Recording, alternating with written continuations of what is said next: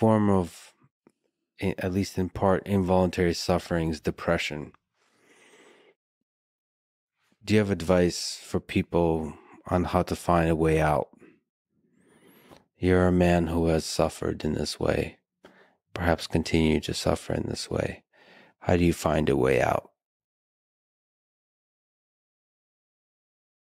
The first thing I do as a clinician, if someone comes to me and says they're depressed, is ask myself a question.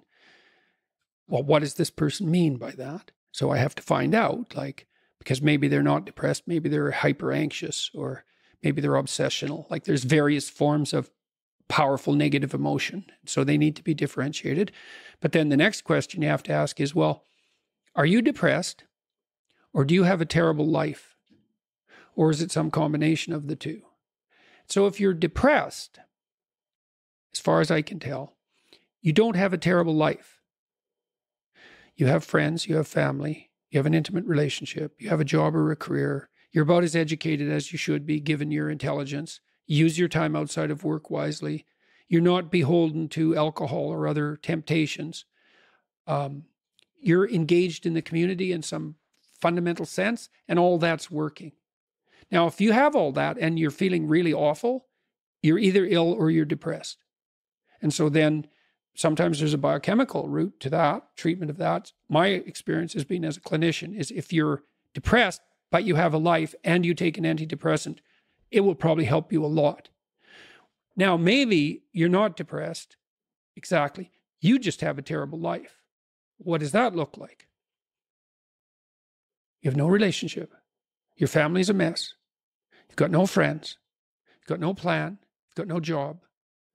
You use your time outside of work, not only badly, but destructively. You have a drug or alcohol habit or some other vice, pornography addiction. You are completely unengaged in the surrounding community. You have no scaffolding whatsoever to support you in your current mode of being or your move forward. And then as a therapist, well, you do two things. Well, if it's depression per se, well, like I said, there's sometimes a biochemical route, a nutritional route. There's ways that can be addressed. It's probably physiological if you're, at least in part, if you're depressed but you have an okay life. Sometimes it's conceptual.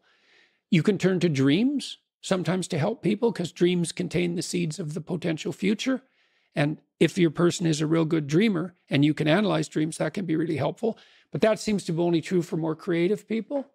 And for the people who just have a terrible life, it's like, okay, you have a terrible life. Well, let's pick a front. How about you need a friend, like one sort of friend? Do you know how to shake hands and introduce yourself? I'll have the person show me.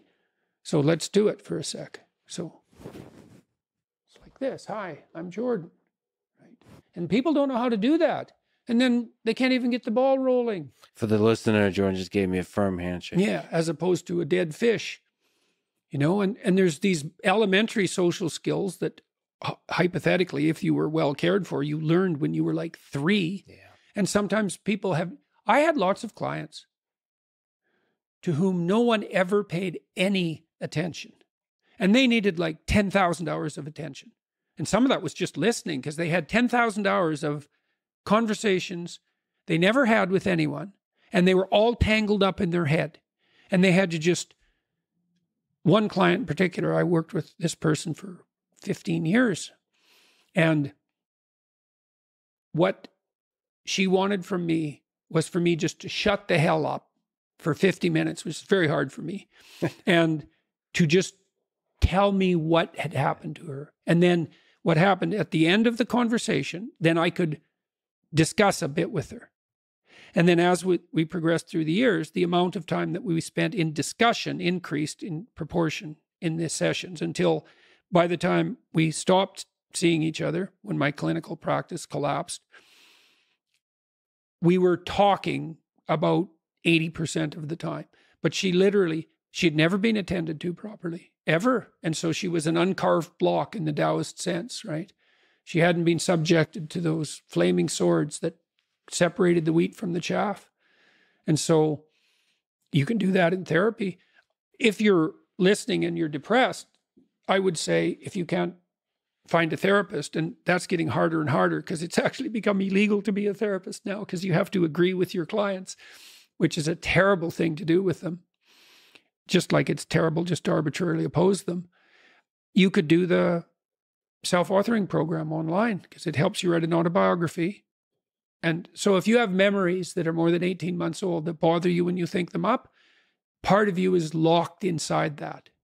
An undeveloped part of you is still trapped in that. That's a metaphorical way of thinking about it. That's why it still has emotional significance. So you can write about your past experiences, but I would say wait for at least 18 months if something bad has happened to you, because otherwise you just hurt yourself again by encountering it. You can bring yourself up to date with an autobiography. There's an analysis of faults and virtues. That's the present authoring. And then there's a guided writing exercise that helps you make a future plan. That's young men who do that, could go to college. Young men who do that, 90 minutes, just the future authoring, 90 minutes. They're 50% less likely to drop out. That's all it takes. So sometimes depression is this heavy cloud that makes it hard to even make a single step towards it. Or you said isolate, make a friend. Oh man, sometimes the first step is extremely difficult. Oh my God, sometimes it's way worse than that. Like I had clients who were so depressed they literally couldn't get out of bed. So what's their first step? It's like, can you sit up once today? No. Can you prop yourself up on your elbows once today? Like you scale back the dragon till you find one that's conquerable, that moves you forward. There's a rubric for life.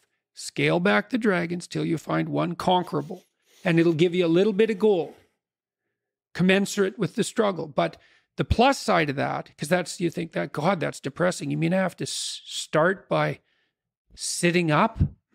Well, you do if you can't sit up. But the plus side of that is it's the Pareto distribution issue, is that aggregates exponentially increase. And failures do too, by the way, but aggregates exponentially increase. So once you start the ball rolling, it can get zipping along pretty good. This person that I talked about was incapable of sitting with me in a cafe when we first met, just talking, even though I was her therapist. But by the end, she was doing stand-up comedy. So, it took years, but still, most people won't do stand-up comedy. That's quite the bloody achievement. She would read her poetry on stage too. So for someone who was petrified into paralysis by social anxiety and who had to start very small, it was a hell of an accomplishment.